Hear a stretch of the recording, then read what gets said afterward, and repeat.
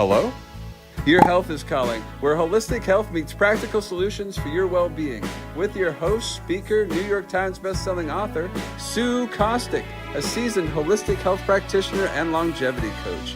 Join Sue each week to embark on a journey to uncover the root causes of your health concerns. Through a personalized approach, learn how to decode the messages your body is sending and craft natural protocols to address them.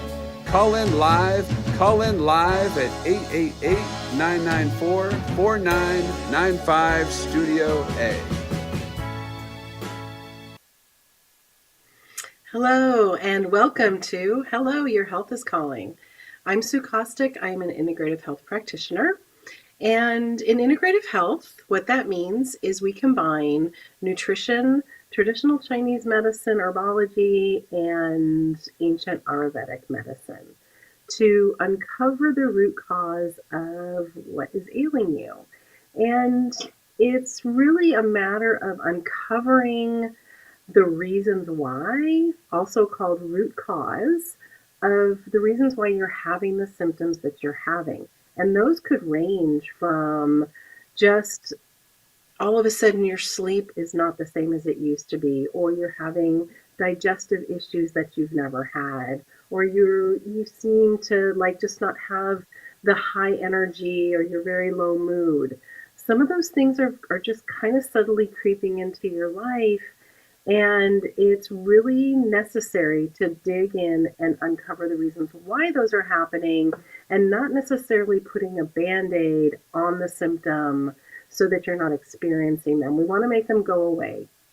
So in integrative health, we really rely on deep dive functional lab testing, which are very simple and sent to your home. And then we figure out what's going on. Taking a look at blood work, urine, your saliva, just to really uncover what is going on. So, as you know, I always preach about food and eating whole food and how food is medicine. And your first step to being healthy is as close to you as your next meal. So today's deep dive is going to be in food. And why I talk so much about staying away from ultra-processed foods, even slightly processed foods sometimes have some really sneaky things in it that could be causing you issues. And when I start to work with people who are suffering from some hormone dysfunction or autoimmune issues, the first thing that we really examine is the food that you're eating, because your gut is your microbiome. It's the central intelligence part of your body that talks to your brain. So, food is the first step that goes into figuring out what's going on with your symptoms. And, I hear over and over again, I grew up eating this and I'm okay. Well, the food of yesterday, of my era when I was growing up, is not the same. Even, let's take 10 years ago, food is not the same as it was back then. It's full of additives, it's full of emulsifiers, it's full of things that keep it on the shelf for a long time.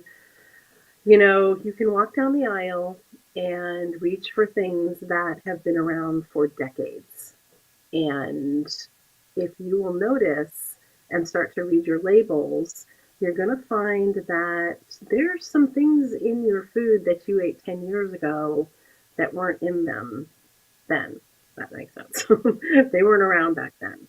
And what the food industry has done is it has made our ultra-processed foods very tantalizing, very colorful, tasty, addictive, and it's all through the use of chemicals just to create this kind of an addictive environment within the food so that we want to keep eating it. And, we'll see names like sodium benzoate, we'll see names like monosodium glutamate, we'll see aspartame. Those are just examples. The list is very long, and If you want to pursue this further than from what's going on today, then please get in touch with me at support@helloyourhealthiscalling.com. Shoot me an email. I have a list of additives, preservatives, emulsifiers, things that are known to cause cancer, um, but they're still in our food. And a lot of times, because it is on the shelf, we think it's okay and we think it's safe. But day in and day out, when we're consuming these things, it's becoming increasingly more difficult for our bodies to detoxify from them. So, it's making them appealing, it's making them have a longer shelf life. And so, what we're going to do today is I'm going to throw up some slides in a minute about the foods of then and now and how they're different and how important it is to start to read your labels and start to understand that over time, consuming some of these things are going to cause long term health issues. And we're seeing a lot of this in our children now. We're seeing a lot of chronic disease creeping up in much younger generations than it used to be. A lot of these diseases would just start showing up in our 50s, 60s, 70s. And now we're seeing cases of colon cancer in kids. And, there is no shame because you don't know what you don't know. So, what I like to do on my podcast is bring this education forward so that you have the ability, you have, the tools that you can work with to make yourself and your family healthy again. And that's really why I started integrative health, because I was on a journey of health for my daughter and for myself. And so my biggest drawback is that I assume that people know what I know, and I apologize for that. And so that's why I want to bring these things to you, because you don't know what you don't know. Today is the first day of the rest of your life, so you can start stepping into just cleaning up your pantry. It's a simple step. I always say only eat things from the earth or the perimeter of the grocery store. But there's times when you need to go in and you need to get a snack for your kids, and you know there's no shame. But I want you to be educated, and I want you to know what to do.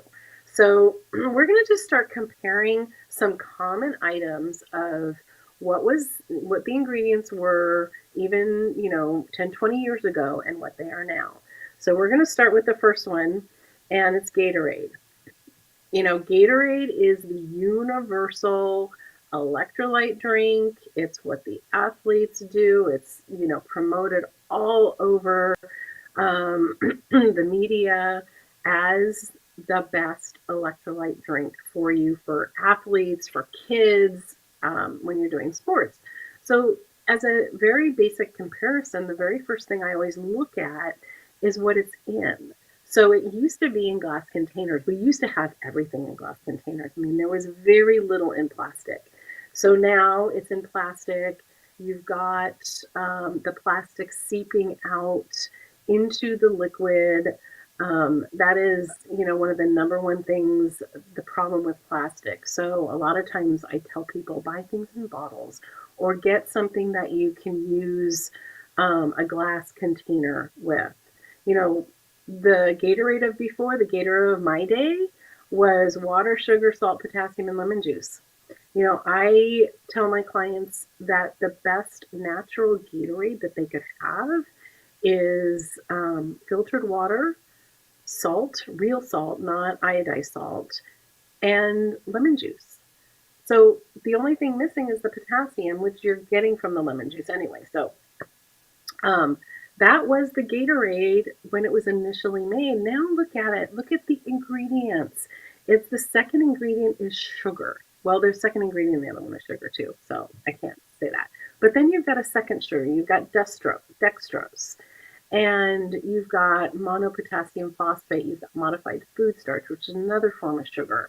You have natural flavorings, which are usually genetically modified, full of toxins. You've got red dye. You've got all sorts of things that you do not want in your body. And so let's scientifically for just a moment talk about when you are, let's just say you get done with any kind of athletic process. You know, you've gone for a run, you've just gone and worked out, you've just got off the football field, anything, and you drink a Gatorade from today, your body has to work so much harder to try to filter out all those things that it is not compatible with. So keeping it simple, you know, doing the natural Gatorade, just water, salt, and lemon juice is going to do you so much better than introducing all of these foreign objects or chemicals into your body. So there are also other electrolyte things that you can purchase to add to your water. And I have them listed, I believe, on my website at symmetryhealthandwellness.com. You can go and take a look at that, or just again get in touch with me, support at helloyourhealthiscalling.com, and I can get you some of those. So the second thing is our beloved peanut butter. You know, peanut butter, it's a staple.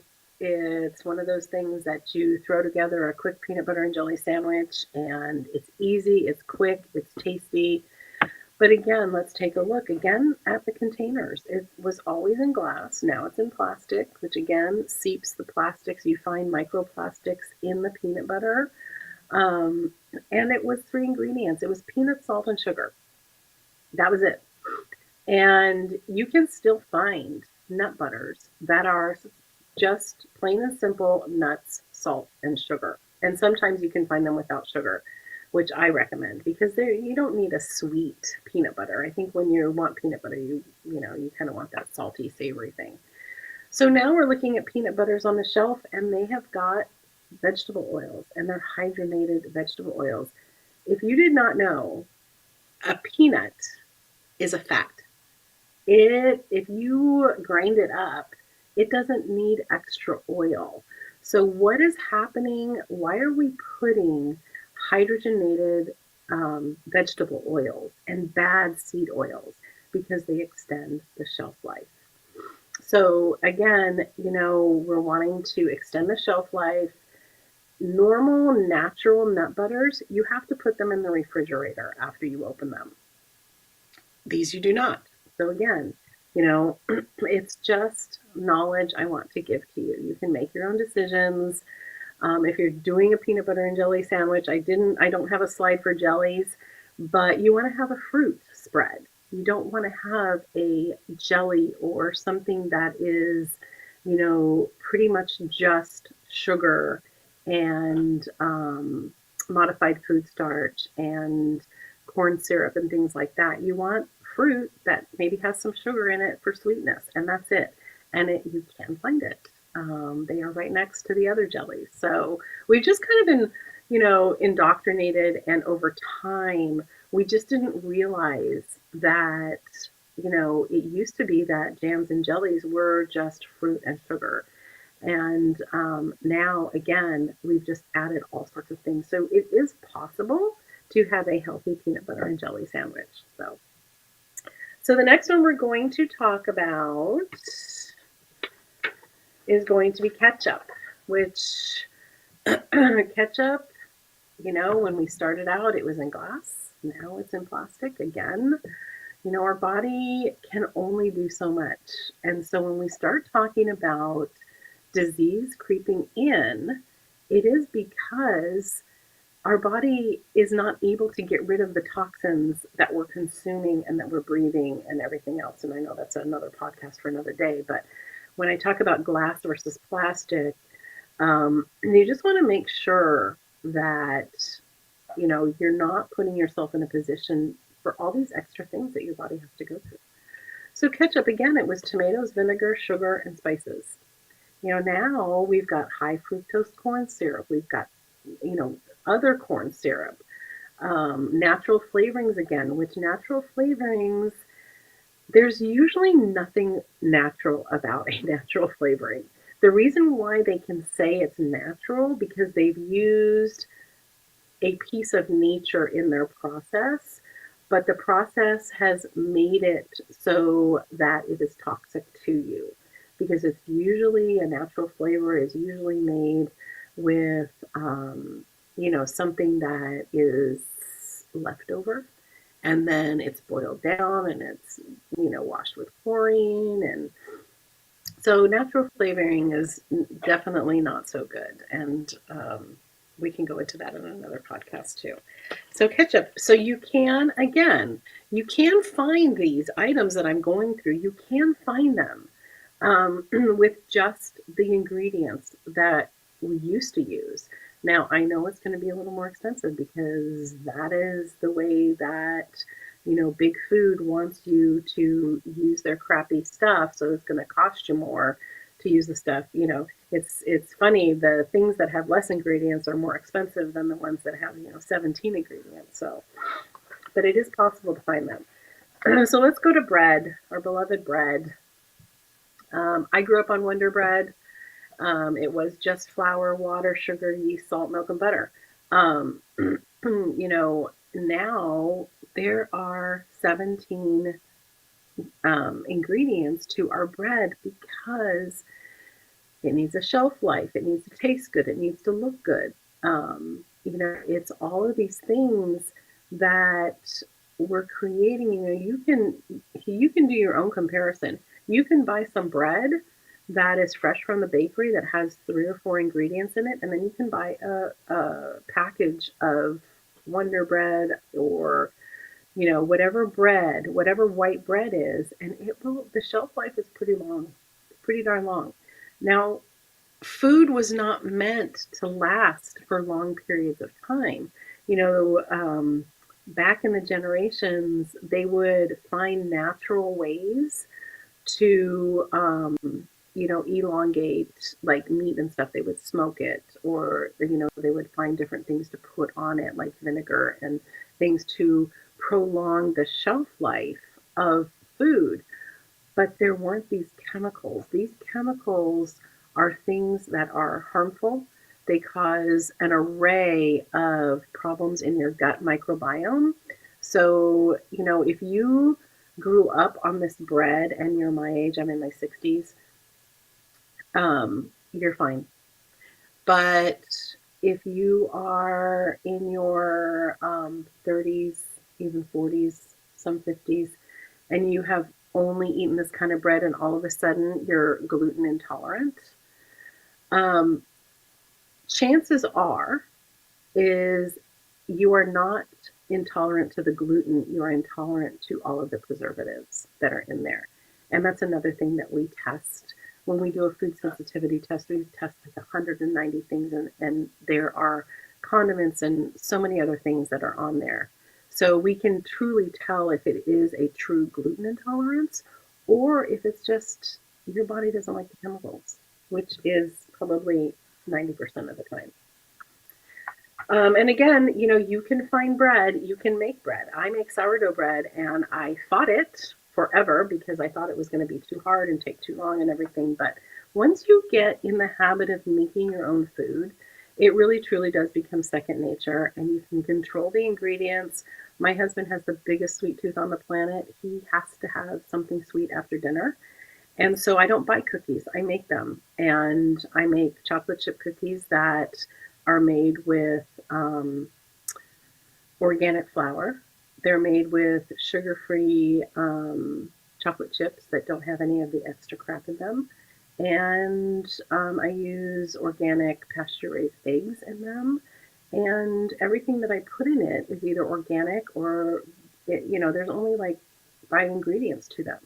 Versus you go to the grocery store and you pick up a package of cookies and you find out that there's 27 ingredients in them. So I'm not saying don't have it, but I'm saying be mindful about it, read your labels, and make your own if you can. All right. The next one is ice cream. And ice cream, it's one of those things where it used to be, and back in the day, I'm really aging myself, we used to make our own ice cream. It was fun. We'd sit around the churner, take our turns. After a while, they started making electric ones, but making your own ice cream, it was a treat. It was a summer activity, and we used milk and vanilla and eggs. And, you know, some people put sugar in theirs. This one just happens to say honey. But that was ice cream. And, you know, back in the 60s and 70s, people weren't fat and they ate this stuff. You know, the obesity rates are just sky high, and obesity is also a symptom of your microbiome being disrupted because it can't get rid of this stuff. So, what does it do?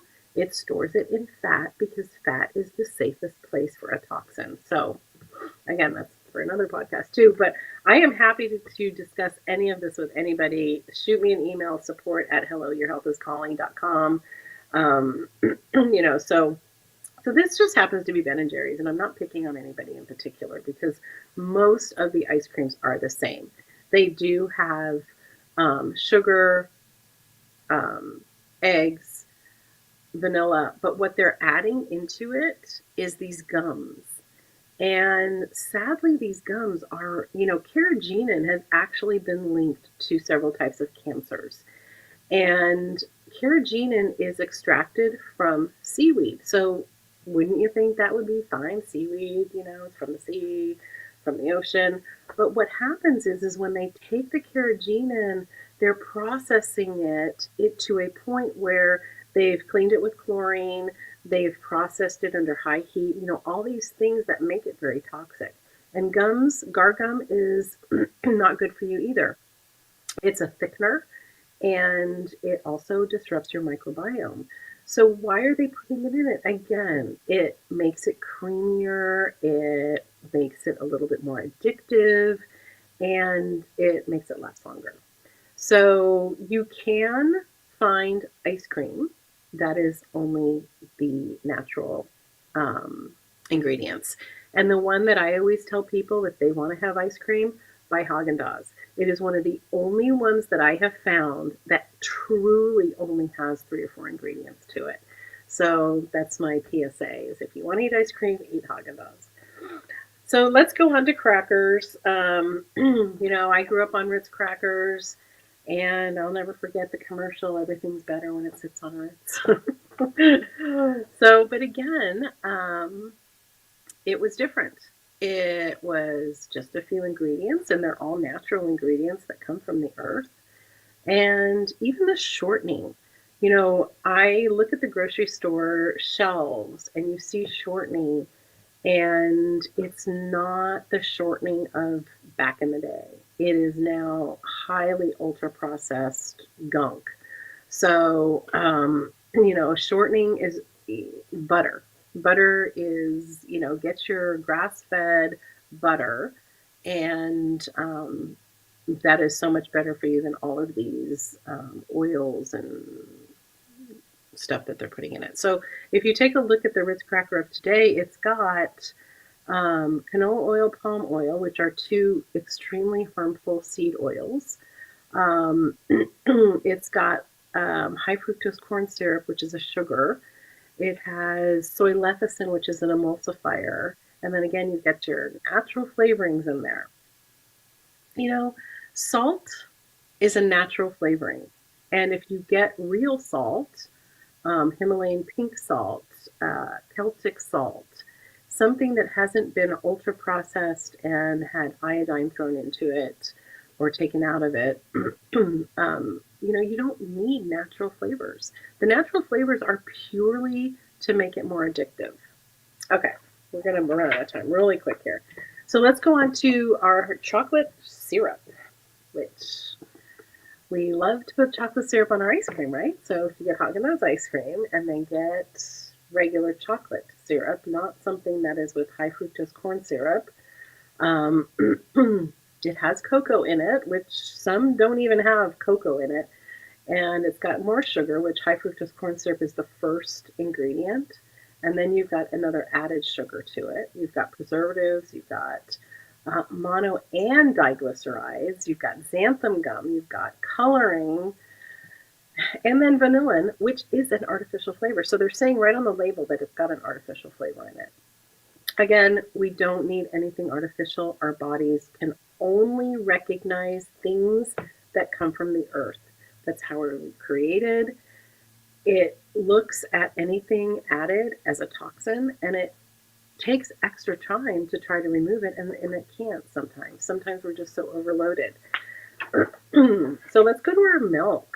Milk is another one of those things, and so many people milk bad.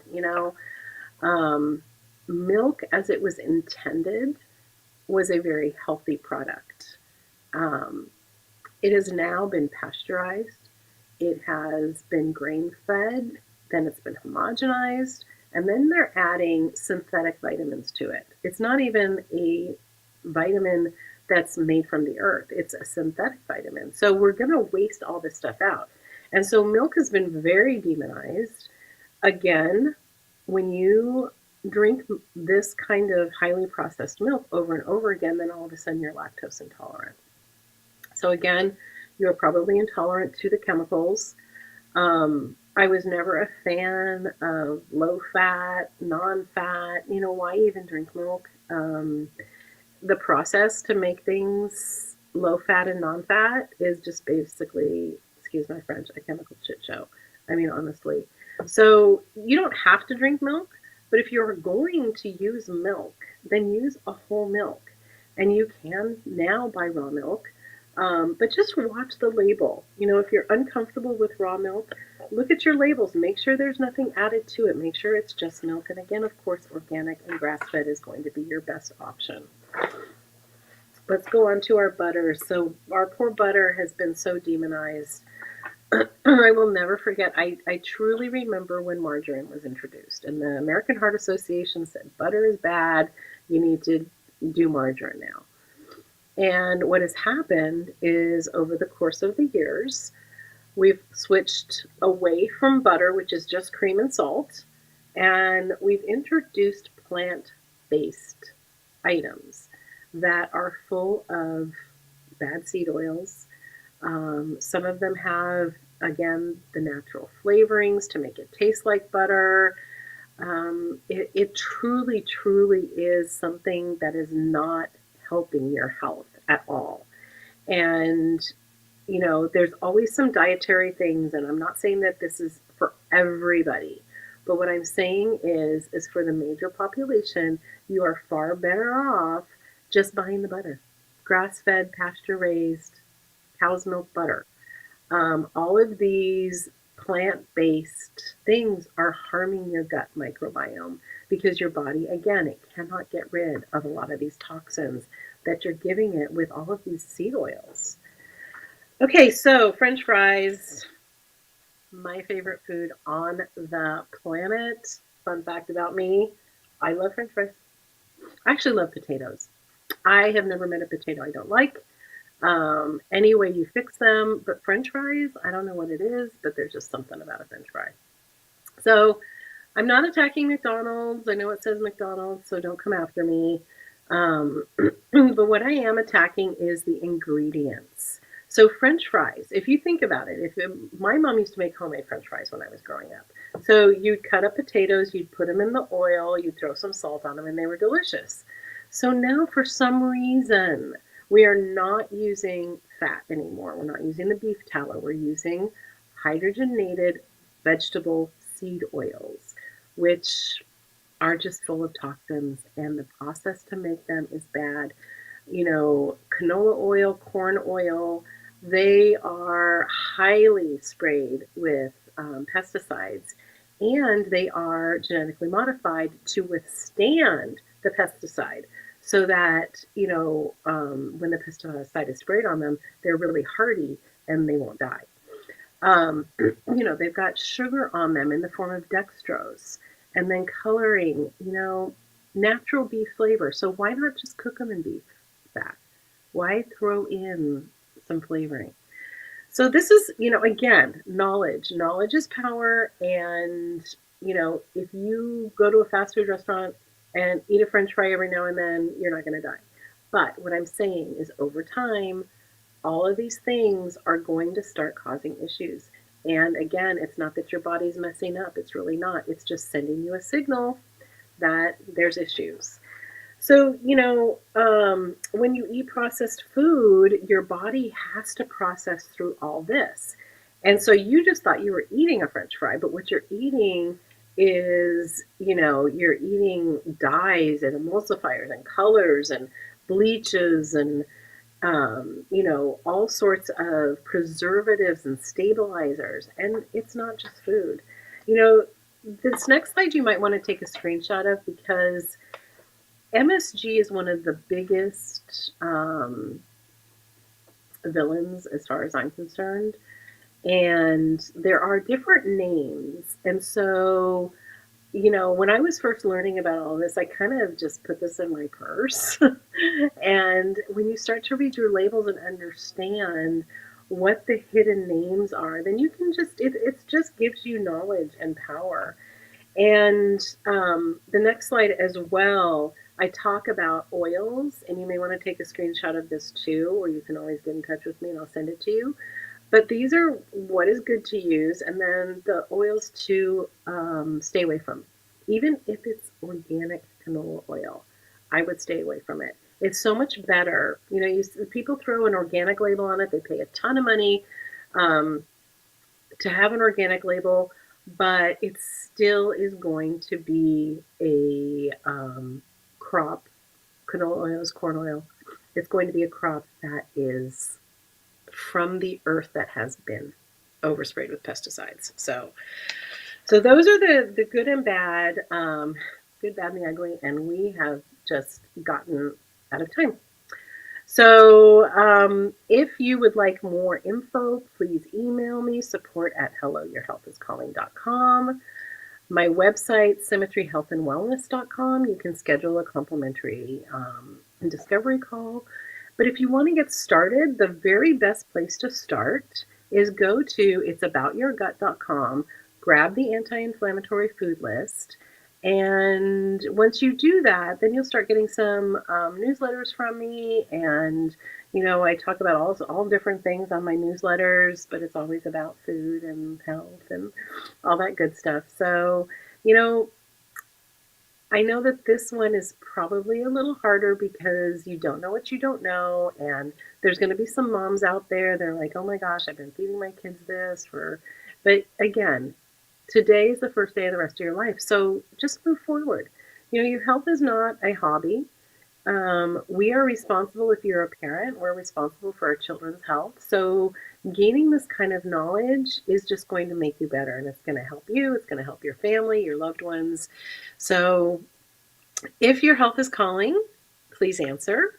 And remember that, again, your health is not a hobby. And if you've got some symptoms, let's figure them out.